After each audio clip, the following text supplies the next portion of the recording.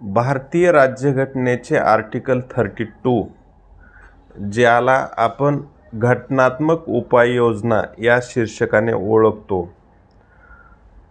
32 या आर्टिकल अंतर्गत असे सांगितले गेले आहे की इतर जे आपले मूलभूत अधिकार आहेत त्याचे जर उल्लंघन झाले तर तुम्हाला थेट सर्वोच्च न्यायालयात त्या अधिकाराची अंमलबजावणी करण्याकरिता दाद मागता येते.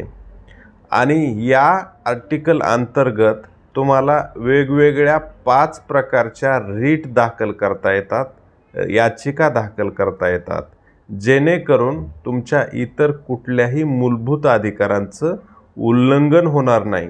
आणि असं उल्लंघन झाल्यानंतर या याचिकेद्वारे किंवा या रीटद्वारे तुम्ही सर्वोच्च न्यायालयाकडे दाद मागू शकता.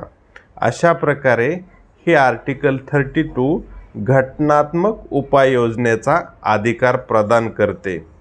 या आर्टिकलला डॉक्टर बाबासाहेब आंबेडकरांनी घटनेचा आत्मा असे म्हटलेले आहे. म्हणून हे आर्टिकल अतिशय महत्त्वाचे आहे. ते जर तुम्हाला समजले असेल तर नक्कीच लाईक करा. धन्यवाद.